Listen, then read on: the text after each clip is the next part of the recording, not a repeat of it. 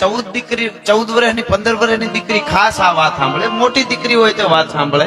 ઘણી વાર એવું લાગે અમે એકલી શું કરવું, કે અમારાથી અબળાથી શું થાય, એવું દીકરીઓ વિચારે ને એના માટેની આ રિયલી વાત તમને કરી રહ્યો છું, અને સાચી હકીકત વાત કરી રહ્યો છું. તમને વાસ્તવિક જે બનેલી ઘટના છે એ વાત તમને હું કરી રહ્યો છું. ભગતસિંહ, રાજગુરુ અને સુખદેવ ભારત માટે, દેશ માટે ફાંસીના માચડે સડી ગયા, આપ જાણો છો. અને એના પછી આખા દેશમાં એક જુવાળ ઉભું થયું, ક્રાંતિકારીઓ યુવાનો નીકળી પડ્યા કે હવે આપણે દેશ આઝાદ કરવો જ છે.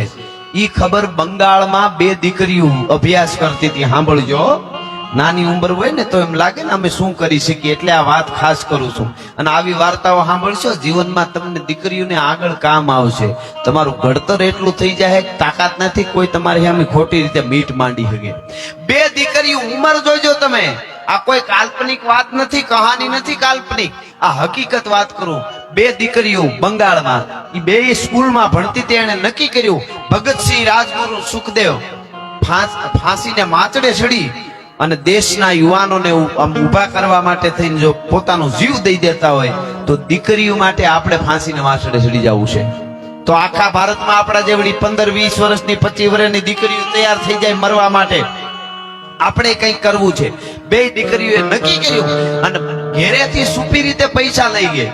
અમુક કામમાં લઈએ ને તોય બરાબર છે, સુપી રીતે પૈસા લેતી જાય અને પોતે શિક્ષણ ભણતા, અભ્યાસ કરતા કરતા બંદૂક ચલાવવાનો પણ અભ્યાસ કરી લીધો.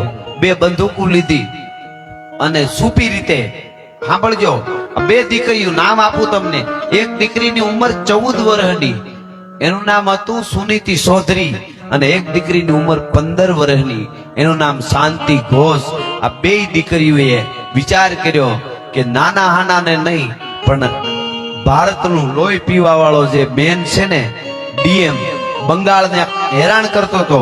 આપણી હિન્દુસ્તાનની કોઈ દીકરી હોય, હિન્દુ મુસ્લિમ કોઈ દીકરી હોય, હાલી જાતી હોય તો એને ભાલાના ઘૂસતા મારતો જાય ને હાલ્યો જાય. ટાણે ટાણે અડધો બકરો ખાય, બંબલા ભરીને દારૂ પીવે.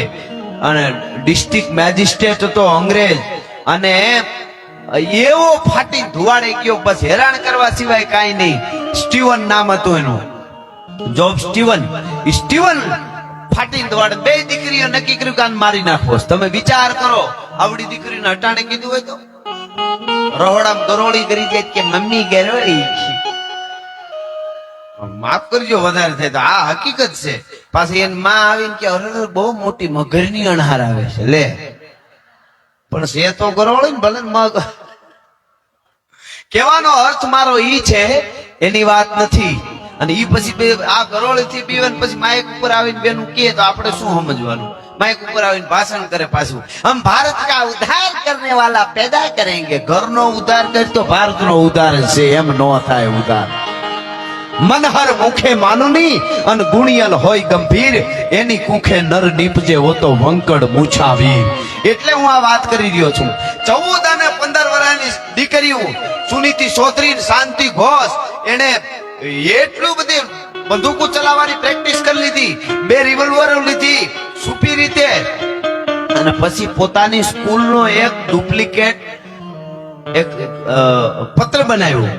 અને ઈ પત્રકમાં શું લખ્યું હતું કે અમારી સ્કૂલનો વાર્ષિક ઉત્સવ છે અને સ્ટીવનને, ડિસ્ટ્રિક્ટ મેજિસ્ટ્રેટ ડીએમ ને આમંત્રણ આપવા માટે જવું છે. હવે ઈ વખતનો ડીએમ એટલે એને મળવું એટલે અઘરું પડી જાય ને, છતાંય પગે લાગતી જાય, પોલીસને રોતી જાય, પડતી જાય, પગે લાગે, પડી જાય, આળો જોવા માંડે. અને કીધું બસ અમને સ્ટીવન સુધી, અમારે સ્કૂલનો એક ખાલી ઇન્વિટેશન આપવાનું છે, બીજું કાંઈ નથી, બસ અમને આપી દેવા દો, આવે નો આવે એનું કાંઈ. એમ કરીને ઠેઠ ડિસ્ટ્રિક્ટ મેજિસ્ટ્રેટ સુધી પૂગી ગયું.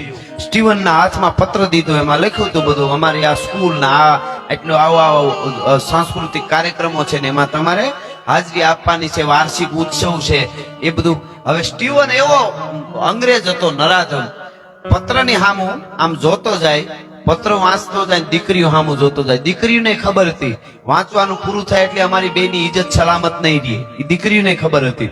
વાંચતો જાય, દીકરીને પગથી લઈને માથા સુધી જોતો જાય, વાંચતો જાય, જોતો જાય, દાંત કાઢતો જાય. વાંચતા વાંચતા વાંચતા વાંચતા છેલ્લે નીચે સુધી વંચાણું ને અને પછી દાંત કાઢીને આમ હામું જોવા જાય ત્યાં 14 અને 15 વર્ષની બે દીકરીઓએ એક આરે બે રિવોલ્વર છુપાવીને કપડામાં રાખી હતી, ત્યાંથી કાઢી 6 દુ ને 12 ગોળીઓ ધરબી દીધી હતી ભલા માણસ તેદી જીવન ને અંગ્રેજ અધિકારીને. આ વાંચજો દીકરીઓ, ખબર પડે તમને. 14 ને 15 વર્ષની દીકરીઓ, શાંતિ ઘોષ ને સુનીતિ ચૌધરી 12 ગોળીઓ ધરબી દીધી, લોહી છાણણી કરીને ઇન્કલાબ જિંદાબાદ ના નારા મંડીયું લગાડવા. ઈ વખતે અંગ્રેજ પોલીસ આખું બિલ્ડિંગ ઘેરાઈ ગયું, પકડી લીધું બેયને, પકડી અને પછી એના ઉપર માર પડ્યો. કોક દીક આ બધાને વાંચો તો તમને ખબર પડે કે આઝાદી આપણે. મારી પાસે આવી અનેક વાતો છે, જેમ તમે સાંભળતા જાવ એમ આ વાતો અમે કરતા જાય ડાયરામાં એના ઓલાથી અમે. અને એક નક્કી કરી દઉં તમને, ખાતરી આપું, કાયમ મારા પ્રોગ્રામમાં બોલ્યો છું, અમને ભારત વર્ષની જેટલી પરંપરાની સંસ્કૃતિની વાતો છે ઈ ગીતો, દુહા, સન, સુરવીરો, સતી નારીઓ, અમીરાત, ખમીરાત, આવી ફરમાઈશો આવે ત્યાં સુધી પ્રોગ્રામ કરવા છે. અમને જેથી સનેડાની ફરમાઈશ આવે તેથી ડીઝલ રિક્ષા લઈ લેવી, બાકી પ્રોગ્રામો બંધ. એના માટે નથી બોલતા સાહેબ.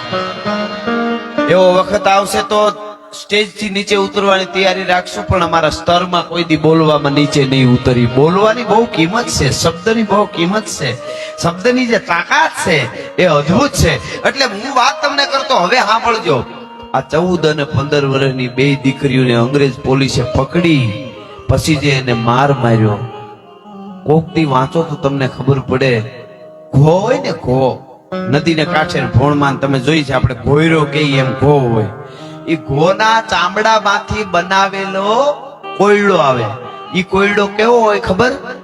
ઉઘાડું શરીર કરીને આમ મારે ને માણસને, કોઈને, અને આટો લઈએ ને શરીરને, કોયડો આમ આટો લઈ જાય અને પાછો ઉખડે ને, જ્યાં સુધી અડ્યો હોય ને ત્યાં બધે ચામડું લેતો આવે. આવા કોયડા, એવા કોયડા મારવા અમે આવ્યા. બે દીકરીઓના ઉઘાડા શરીર કરી અને એ કોયડા મારવામાં આવ્યા. હું જેટલી વાર વાત કરું મારે આમ રૂવાડા બેઠા છે. શું ભારતની દીકરીઓ હોય છે. એટલે કહું છું, અંગ પ્રદર્શન કરવા માટે તમે 30 સેકન્ડનો આમ રીલ મારા વાંકું તાહું મોટું કરીને વિડીયો બનાવી અને તમે માનતા હો કે અમારી શક્તિનું પ્રદર્શન કરો છો. તમે ભારતની નારી શક્તિ વંદનીય છો, શક્તિ છો. આ તમારા માટે નથી એમ. એટલે હું આ વાત કરી રહ્યો છું. એવા કોયડા માર્યા બે દીકરીઓને, અને પછી ફાસ્ટેગ કોર્ટ ચાલી. ટૂંકમાં વાત કરી દો. અને બે દીકરીઓ એક જ વિચાર હતો કે જલ્દી હવે કોર્ટનો ફેસલો આવી જાય, અમે બે ફાંસીએ ચડી જાય, એટલે અમારા જેવડી દીકરીઓ હિન્દુસ્તાનમાં કરોડો તૈયાર થઈ જાય, દેશને આઝાદ. આ એનો ધ્યેય હો, બીજો કોઈ નહીં. ભગતસિંહ નો હતો એટલે એ બસ એક જ ધ્યેય. અને ફાસ્ટેગ કોર્ટ ચાલી. છેલ્લી કોર્ટમાં મુદત હતી ત્યારે બે દીકરીઓ દેશભક્તિના ગીત ગાઈ નાચતી નાચતી કોર્ટમાં આવ્યો. એટલે આનંદમાં કૂદકા મારતી મારતી કોર્ટમાં આવ્યો. દાંત કાઢે, હામામ્યું ભેટી પડે. આજ આમ ફાંસીનો હુકમ થઈ જાય આપણને. બે દીકરીઓ આવ્યું, કહેવાય છે કે જજે ફેંસલો આપ્યો. બે દીકરીઓની ઉંમર નાની હોવાથી આ દીકરીઓને ફાંસીની સજા નહીં, કાળા પાણીની સજા આપવામાં આવે છે. અને બે દીકરીઓ ભાંગી ગયો. બે ખૂબ રોયું, બથ ભરી રોયું, ઢગલો થઈ ગયું. શું કામે? મરવા માટે. આઢુભાઈ ને લાડવા દાબડવા માટે નહીં.